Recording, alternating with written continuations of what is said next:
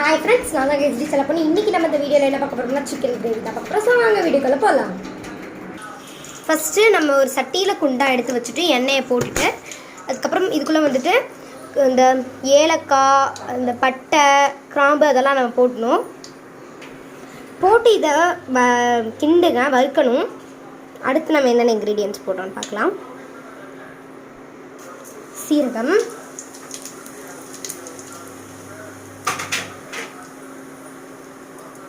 கடுகு,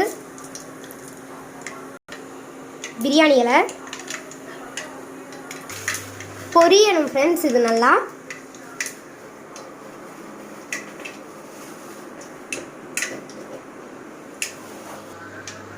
வெங்காயம், சின்ன வெங்காயம் உரிச்சு போட்டு வச்சுருக்கோம், அது போட்டுக்கிறோம்.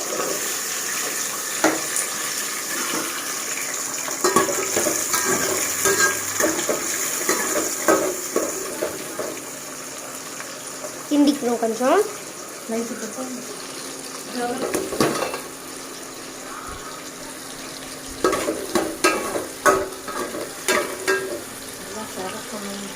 ஃபுல்லாக செவக்கணும். இப்போ நம்ம இஞ்சி பூண்டு பேஸ்ட் போட போகிறோம்.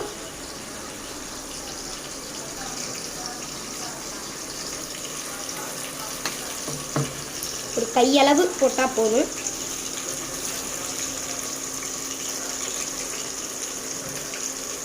கிண்ட போகிறோம்.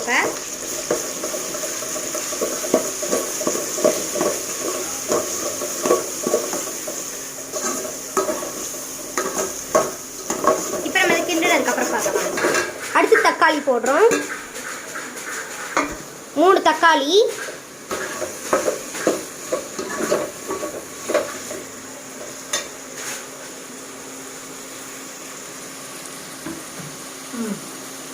தக்காளி நல்லா வதங்கிறதுக்கு உப்பு போட்டுக்கிறோம், கல்லுப்பு.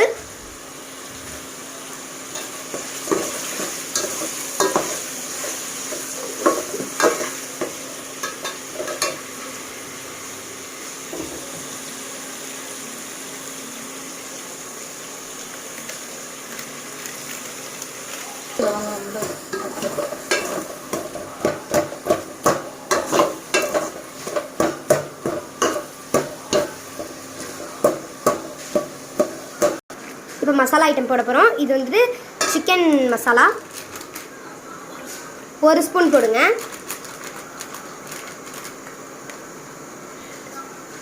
ரெண்டு ஸ்பூன் போட்டுக்கோங்க. உங்களுக்கு தேவையான சிக்கன் மசாலா மட்டும் நாங்கள் சொல்கிற மாதிரி போடுங்க. மற்றதெல்லாம் உங்களுக்கு தேவையான அளவு போட்டுக்கோங்க.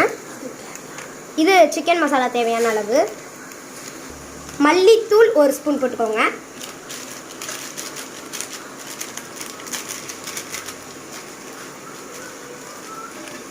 சில்லி மசாலா 1 ஸ்பூன் போட்டுக்கோங்க.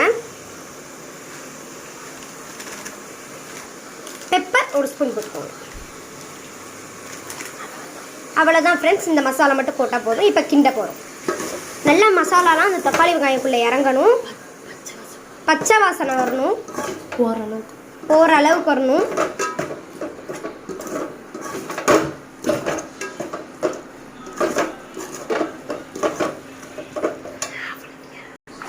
சிக்கன் ஈரல், சிக்கன் இது வந்து நம்ம தயிர் ஊற்றி இதை வந்துட்டு இப்போ நம்ம பசைய போகிறோம், கலக்க போகிறோம்.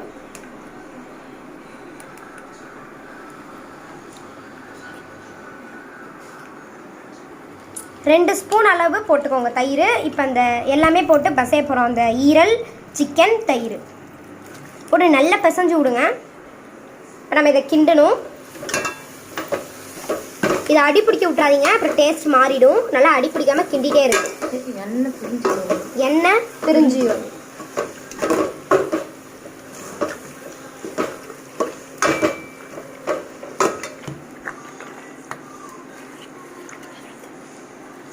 அவ்வளோதான். இந்த மாதிரி நல்லா பிசைஞ்சுங்க.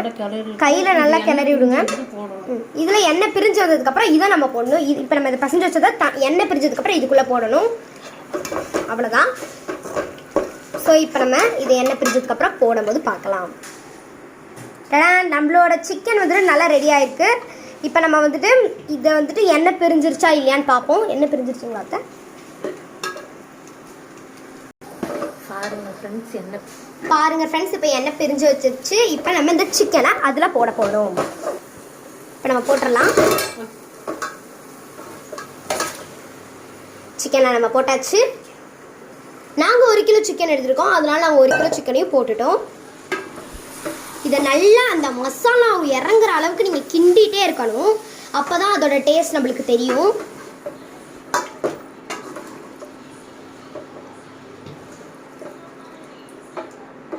நல்லா புளிச்சு சிம் ஃப்ளேமில் வச்சு நல்லா மெதுவாக கிண்டிகிட்டே இருங்க, விட்டாதீங்க. அடி பிடிக்க விட்டிங்கன்னா அது கருகுன மாதிரி உங்களுக்கு ஸ்மெல் கிடைக்கும். அதனால் அடி பிடிக்க விடாமல் கிண்டிகிட்டே இருங்க.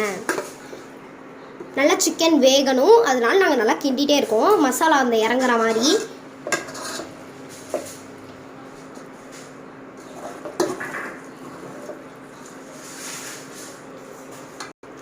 இப்போ இந்த கறி தயிரெல்லாம் பிரிஞ்சு வந்ததுக்கப்புறம் நம்மளுக்கு தேவையான அளவு உப்பு போட்டுக்கலாம். இந்த உப்பு போட்டு அதுக்கப்புறம் தண்ணி ஊற்றி நம்மளுக்கு தேவையான அளவு தண்ணி ஊற்றிக்கலாம்.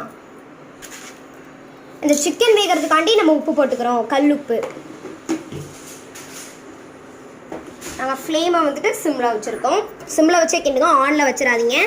ஏன்னா நம்மளுக்கு வெயிட்டாக இருக்கிற மாதிரி ஃபீல் ஆகும். அதனால் மெதுவாக கிண்டுங்க சிம்மில் வச்சு. நம்ம சிக்கன் தயிரோட பசஞ்சோல அதுலேயே தண்ணி பிடிச்சி அப்படியே நம்ம ஊற்றிக்கலாம்.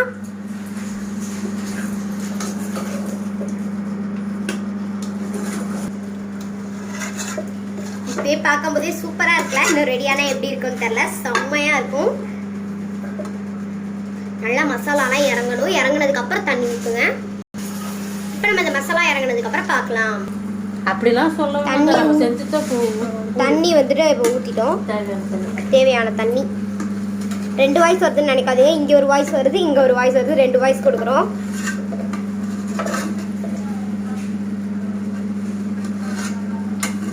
ஸோ இப்போ நம்ம அந்த தண்ணியை சுண்டினதுக்கப்புறம் பார்க்கலாம். இப்போ மூடி போட்டு நம்ம மூடி வச்சிடலாம், அது சுண்டி வர வரைக்கும். பாருங்கள் ஃப்ரெண்ட்ஸ், சூப்பராக வாசனை இருக்குது. எங்களுக்கு தெரியுது, பட் உங்களுக்கு தெரியாது. பாருங்கள், செம்மையாக கொதிக்குது. ஆவி பறக்க பறக்க இதாகுது. உங்களுக்கு கிரேவி தெரியுதா இல்லையான்னு தெரில, ஒரே புகை மூட்டமாக இருக்கிறது. வா, பார்க்கும்போதே சூப்பராக இருக்குது. சாப்பிட்டா எப்படி இருக்குன்னு தெரில. ஸோ இப்போ இன்னும் நல்லா சுண்டணும். இது சுண்டி பார்க்கலாம். இது கொஞ்சம் சுண்டினா போதும் ஃப்ரெண்ட்ஸ். திருப்பி நம்ம மூடி போட்டு மூடிடலாம். இப்போ நம்ம அடக்கி வைக்கணும்.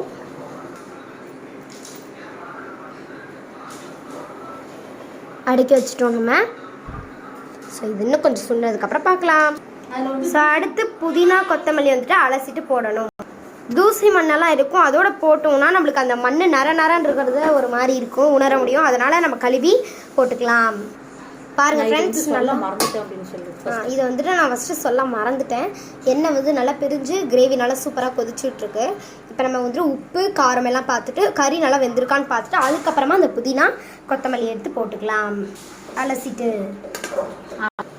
புதினா கொத்தமல்லி போடணும். இப்போ லாஸ்ட்டாக எல்லாமே முடிச்சுட்டு கொதிச்சுட்டு இருக்கும்போது போடுங்க புதினா கொத்தமல்லி. கருவேப்பிலை வந்துட்டு கிரேவிக்கு போட மாட்டாங்க, அதனால நான் ஒன்றும் போடல, போடக்கூடாது.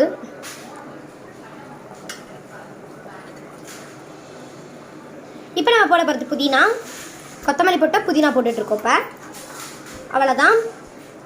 நம்ம லாஸ்ட்டாக டேஸ்டிங்கில் பார்க்கலாம். ஸோ இப்போ நம்ம டேஸ்ட் பார்த்துடலாம். வாங்க டேஸ்ட் பார்த்துடலாம். செம்ம டேஸ்டி. எல்லாமே ட்ரை பண்ணி பாருங்க. ஸோ இந்த வீடியோ பிடிச்சிருந்தா லைக் பண்ணுங்க, ஷேர் பண்ணுங்க, கமெண்ட் பண்ணுங்க, மறக்காம சப்ஸ்கிரைப் பண்ணிட்டு பக்கத்துல பெல் ஐக்கனை கிளிக் பண்ணுங்க. தேங்க்ஸ் ஃபார் வாட்சிங்.